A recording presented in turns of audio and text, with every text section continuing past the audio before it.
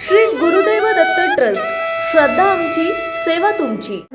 माझी भक्ती करणारा एकच आहे, देहू गावामध्ये तुकोबा नावाचा. रुक्मिणी आईसाहेबांनी सांगितलं, देवा तुम्ही सांगता ते काही मला पटत नाही, कारण देव चतुर चतुरातो शिरोमणी गुण लावण्याची खाणी. तुम्ही सांगता ते काही मला पटत नाही, तुम्ही चतुर आहात, बोलण्यामध्ये फसवाल. रुक्मिणी आईसाहेब म्हणतात, देवा मी परीक्षा करून बघेन, परीक्षा केल्यानंतर माझ्या लक्षात येईल खरंच तुमचं दास्यत्व करतोय का, खरंच तुमची भक्ती करतोय का.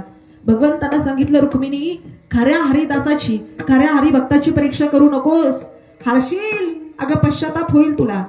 ऐकलं नाही रुक्मिणी आईसाहेबांनी, म्हातारीचा वेश धारण केला आणि देहू गावामध्ये आल्या. देहू गावात आल्यानंतर विचारायला लागल्या, तुकाराम महाराजांचं घर कुठे आहे. त्या काळामध्ये तुकाराम महाराजांना कोणी महाराज म्हणत नव्हतं. आता जर आपल्याला कोणी तसं बोललं ना, आपली तळपायाची आग मस्तकात जाते.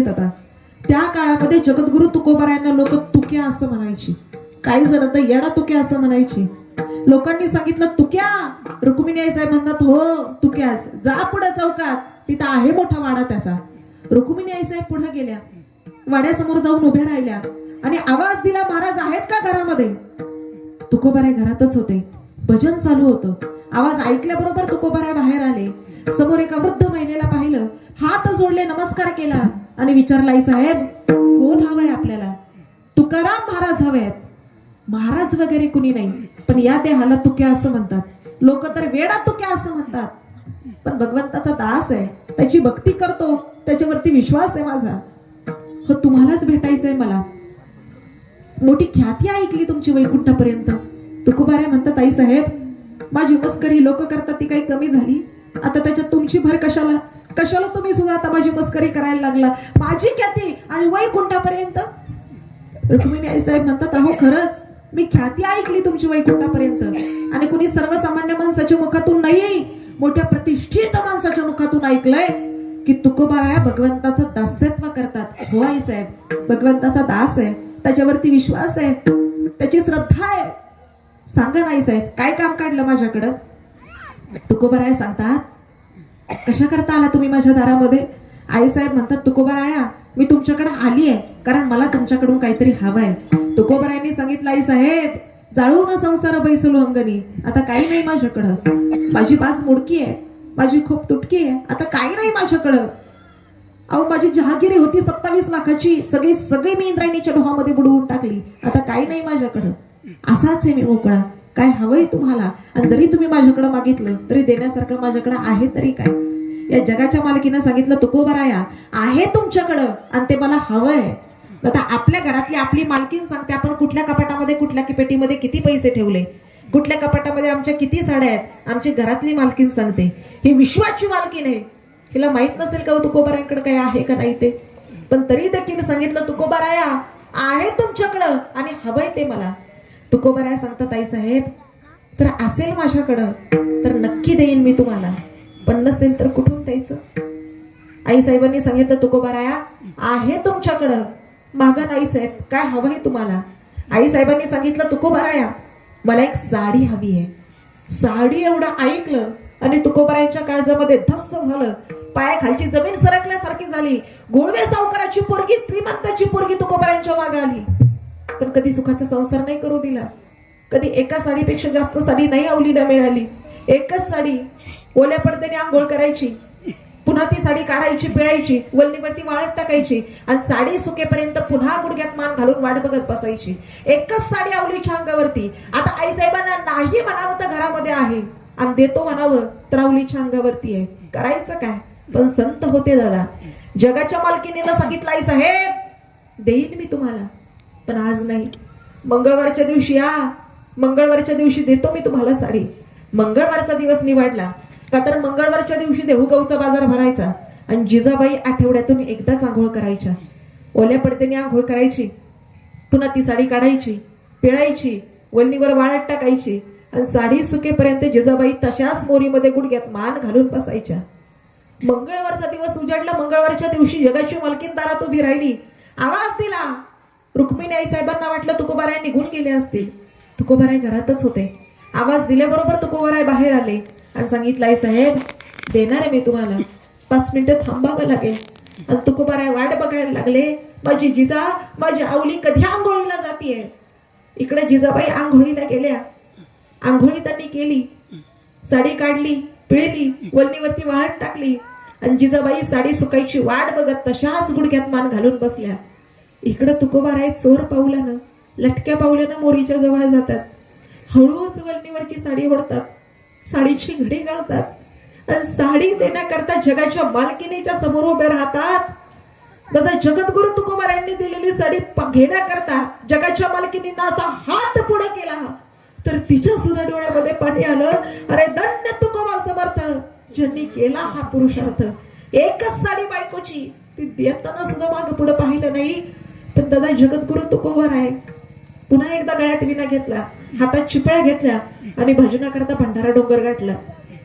इकडे जिजाबाई वल्लीकडे असा हात करतात, कुठंच साडी हाताला लागत नाही. इकडे तिकडे बघतात, कुठंच साडी दिसत नाही. माता माऊलींना विचार करा, काय त्या माऊलीच्या अंतकरणाची अवस्था झाली असेल. जिजाबाई आहे त्या अवस्थेमध्ये उठल्या, कशी बशी दार खिडक्या बंद केल्या आणि मोठ्याने आवाज दिला, काळ्या इठ्या, अरे रानरडकी झाली तुझी, माझ्या संसाराची राख रांगोळी केलीस रे. अरे काय मी तुझं वाटोळ केलं होतं रे, काय माझ्या नवऱ्याने तुझं वाटोळ केलं, म्हणून एक साडी बायकोची ती सुद्धा तुला देऊन टाकली. जिजाबाईंनी शिव्या दिल्या पांडुरंगाला, नवऱ्याला दादा कधीच तिने शिव्या दिल्या नाहीत. म्हणून तर तुका म्हणे पतिव्रता, तिची देवावरी सत्ता. सगळ्यात आधी दर्शन पांडुरंग परमात्म्याचं तुकोबारायांना नाही, आधी दर्शन जिजाबाईंना झालंय आणि नंतर तुकोबारायांना दर्शन झालेलं आहे. दादा, जसा आवाज दिला आवलीनी तसं तो आवाज पांडुरंग परमात्म्यापर्यंत पोहोचला. पांडुरंग परमात्म्याने स्त्रीवेश धारण केला, साड्यांचं गाठोडं घेतलं, तुकोबारायांच्या वाड्यासमोर आले आणि आवाज दिला, आई साहेब दार उघडा. महाराजांनी साड्या पाठवल्यात. असे भक्ताच्या घरी कामे न सांगता करी, साधा वया भक्ती कास नाही लाज धरीत.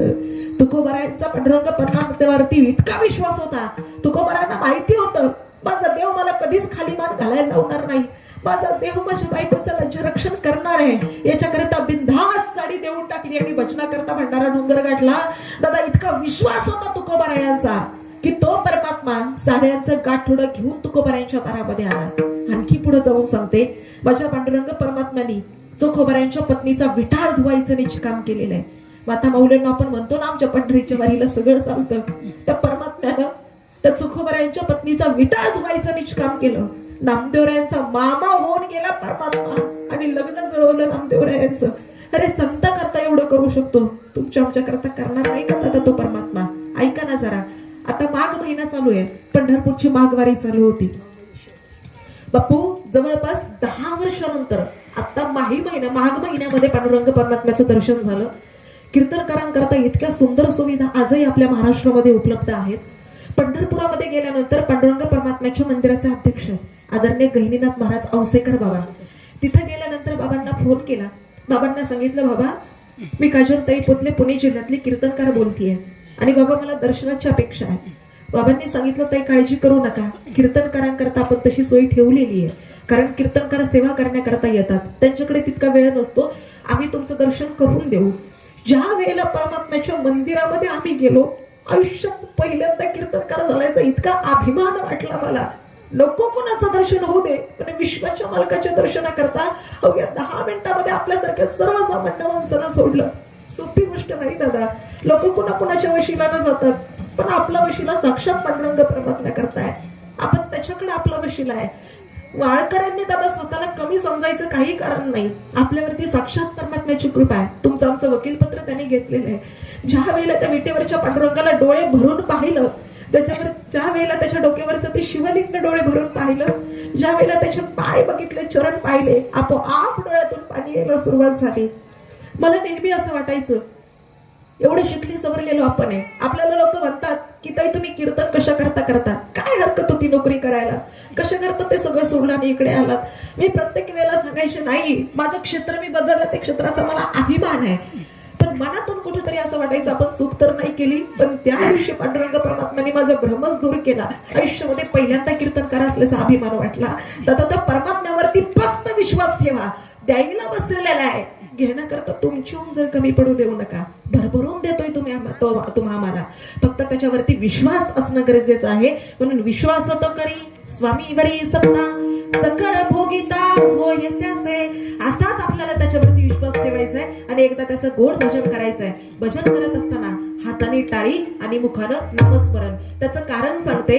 कीर्तनामध्ये ज्या वेळेला तुम्ही हाताने टाळ्या वाजवता, कीर्तनामध्ये वाजवलेली टाळी हातावरच्या पापाच्या रेषा नाहीशा करते आणि पुण्याच्या रेषा ठळक करत असते. याच्याकरता कीर्तनामध्ये आवर्जून भजनमध्ये सगळ्यांनी टाळी वाजवायची. विठोबा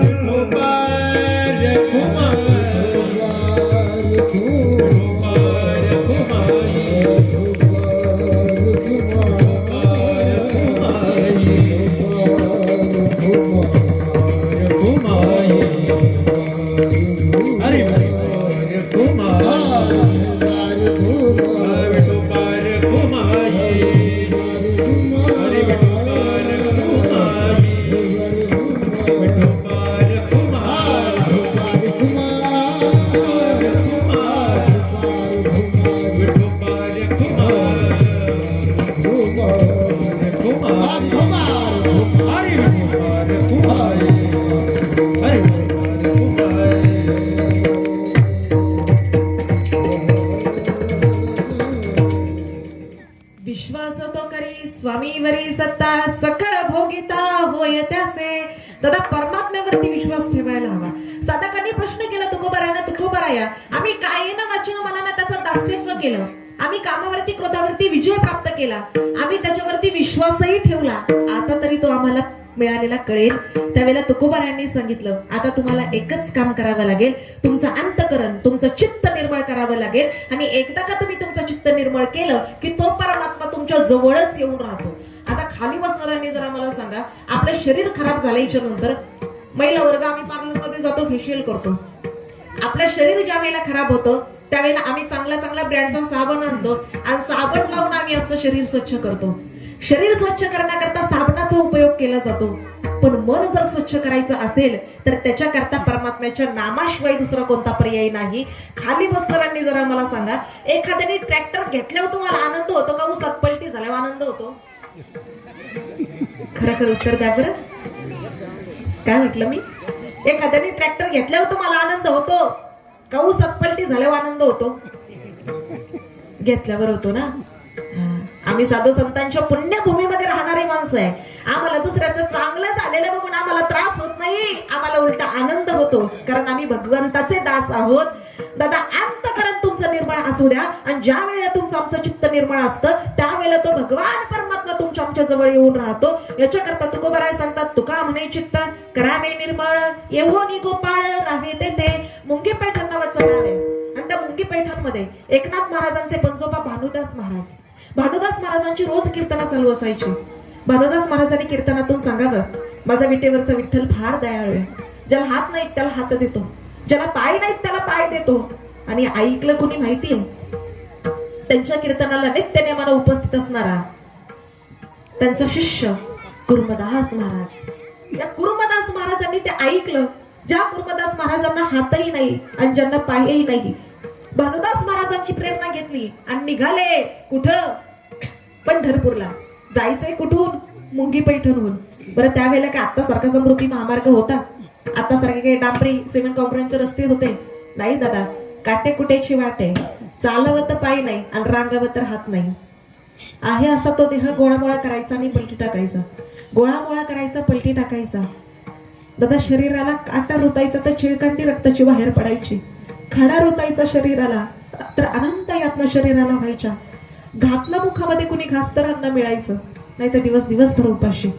पाजलं कोणी पाणी तर पाणी प्यायला मिळायचं, नाही तर तसंच ताणलेलं राहायचं. आम्ही दिंडीला गेल्याच्या नंतर मोठ्या रुबाबात सांगतो, चपात्याला तेल जास्त लाव, पैसे कमी देतो का आम्ही?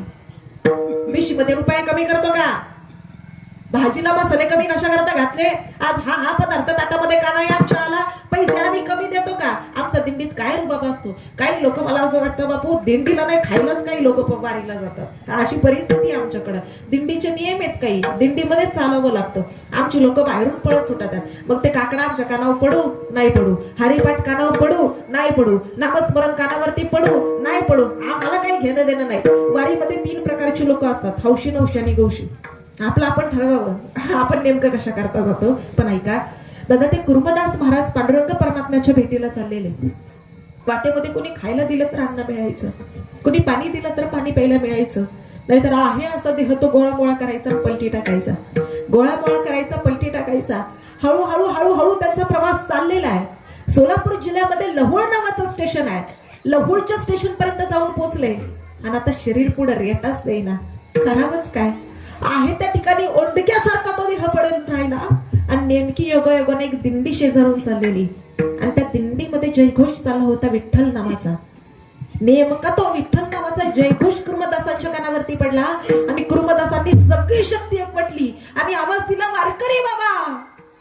शेवटच्या वारकऱ्यापर्यंत तो आवाज गेला. त्या वारकऱ्याने इकडे तिकडे बघितलं, कुठंच कोणी दिसेना. काळा कुट्ट ओंडक्यासारखा पडलेला तो देह दिसल तरी कसं काय. पण तरी सुद्धा त्या कुर्मदास महाराजांनी पुन्हा आवाज दिला, वारकरी बाबा. इथेही मी एका कोपऱ्यामध्ये. आता जसा तो वारकऱ्यांनी बघितलं, वारकरी जवळ आला, विचारलं, कोण आहे आपण आणि काय प्रयोजन आहे. मी कुर्मदास मुंगी पेठवरून निघालोय आणि पंढरपूरला जायचंय. माझ्या भानुदास महाराजांनी सांगितलं, विठेवरचा विठ्ठल फार दयाळू आहे.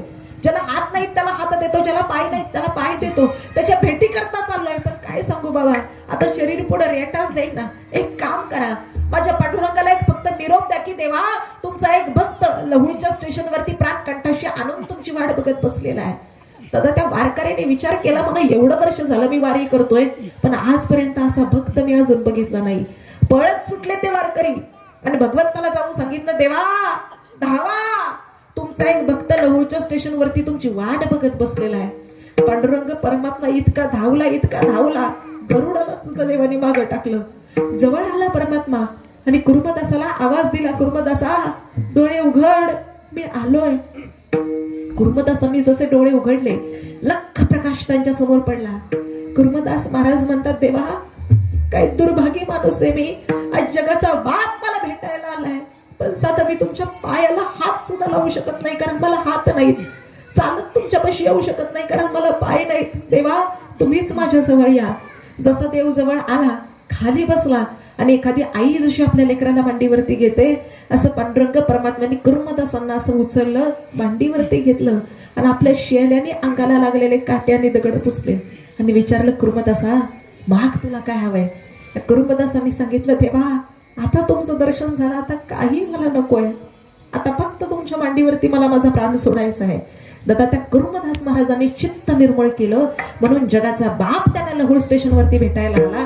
तुम्ही आम्ही जर चित्त निर्मळ केलं तर तो असलेला तुमच्या आमच्या जवळ असणारा आम्हाला कळणार आहे. याच्याकरता तुकोबाराया सांगतात, तुका म्हणे चित्त करावे निर्मळ, येऊन गोपाळ राहे तेथे. आम्हाला सुद्धा चित्त निर्मळ करायचं आहे. उद्या महाशिवरात्री आहे. महाशिवरात्रीची कथा उद्या सर्वजण आपण ऐकणार आहात. त्या भिल्लांनी महादेवांना प्रसन्न करून घेतलं. दादा, महादेवांनी विमान पाठवलं कैलासमध्ये नेण्याकरता. तसंच तो भगवान महादेव तुमच्या आमच्यावरती सुद्धा कृपा करणार आहेत. याच्याकरता उद्या असणारी महाशिवरात्र, सगळ्यांनी उद्या महाशिवरात्रीचा उपवास करा. प्रत्येकानं या महादेवाच्या शिवपिंडीवरती लोटाभर जल अर्पण करा.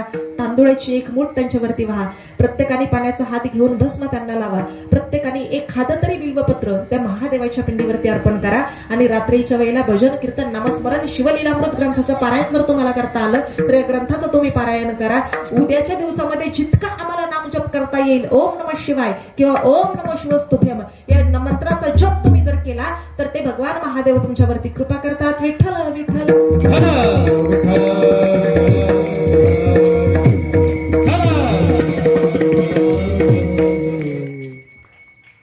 अल्पमती प्रमाण अभंग सोडवायचा प्रयत्न केलेला आहे. आता भैरवी राहू द्या. आजचा पहिला दिवस आहे. पहिला दिवस असल्यामुळे सगळे अरेंजमेंट होता करता थोडासा उशीर झाला, कीर्तनाला उशीर झाला. आणला लेकरं समोर बसलेली आहेत. आणि श्री गुरुदेव दत्त ट्रस्ट, श्रद्धा आमची, सेवा तुमची.